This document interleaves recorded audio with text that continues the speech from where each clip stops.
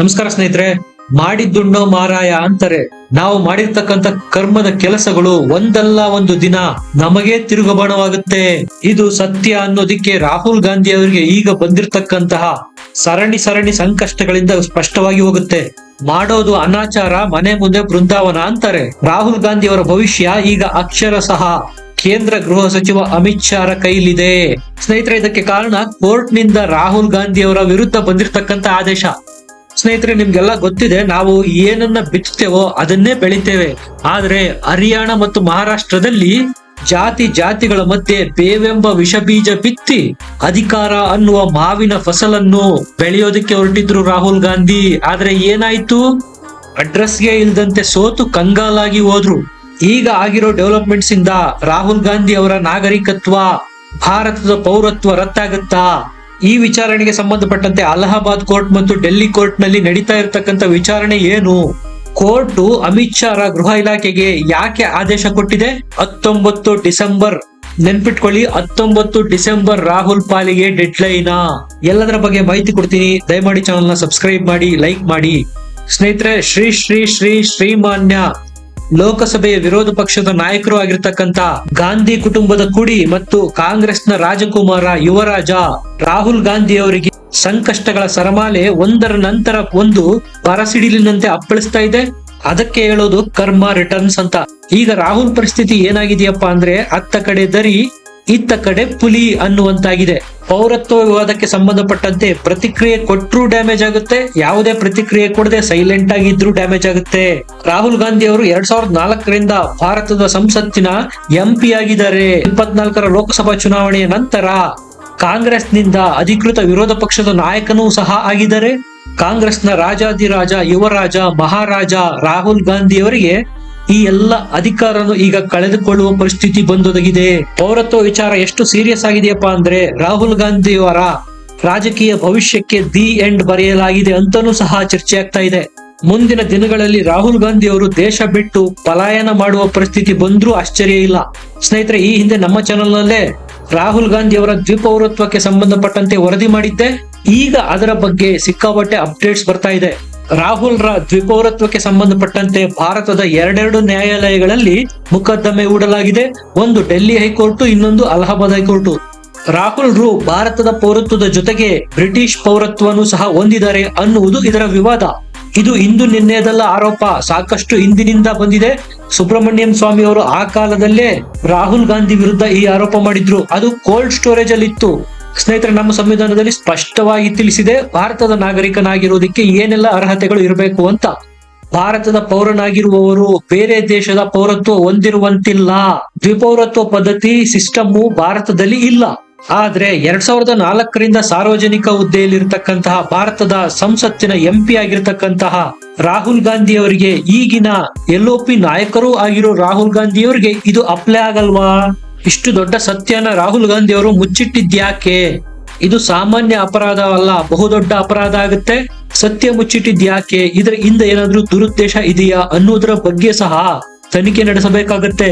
ಇದನ್ನೇ ಕರ್ನಾಟಕದವರಾದ ವಿಘ್ನೇಶ್ ಎಂಬುವವರು 12 ಸೆಪ್ಟೆಂಬರ್ ನಲ್ಲಿ ಅಲಹಾಬಾದ್ ಹೈಕೋರ್ಟ್ ನಲ್ಲಿ ಒಂದು ಪಿಟಿಷನ್ ಹಾಕ್ತಾರೆ.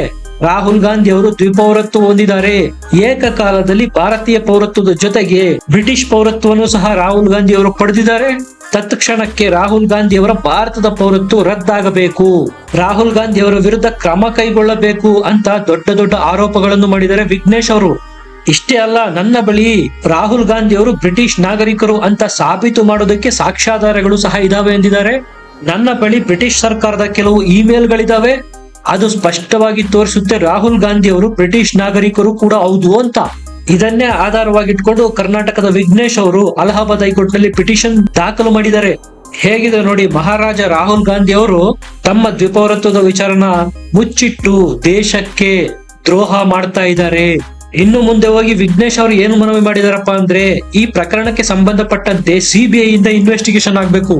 ಇದಕ್ಕೆ ಕಾರಣ ರಾಹುಲ್ ಗಾಂಧಿ ಅವರೇನು ಸಾಮಾನ್ಯ ಪ್ರಜೆಯಲ್ಲ, VVIP ಲೋಕಸಭೆಯ ಸದಸ್ಯರಾಗಿದ್ದಾರೆ 2004ರಿಂದ. ಈಗ ಲೋಕಸಭೆಯ LOP ಪ್ರತಿಪಕ್ಷದ ನಾಯಕರು ಸಹ ಆಗಿದ್ದಾರೆ. ಇಂಥವರು ಇಂಥ ದೊಡ್ಡ ಕ್ರೈಮ್ ಮಾಡಿರೋದ್ರಿಂದ ಇದರ ಬಗ್ಗೆ ವಿಚಾರಣೆ ತತ್ಕ್ಷಣಕ್ಕೆ ಆಗಬೇಕು. ಭಾರತದ ಪೌರತ್ವ ರದ್ದಾಗಬೇಕು ರಾಹುಲ್ ಗಾಂಧಿ ಅವರದ್ದು ಅಂತ ವಿಘ್ನೇಶ್ ಅವರು ಪಿಟಿಷನ್ ನಲ್ಲಿ ಕೇಳ್ಕೊಂಡಿದ್ದಾರೆ ನ್ಯಾಯಾಲಯಕ್ಕೆ. ಈ ವಿಚಾರ ಈಗ ಕೇಂದ್ರ ಸರ್ಕಾರದ ಗೃಹ ಇಲಾಖೆಗೂ ತಲುಪಿದೆ.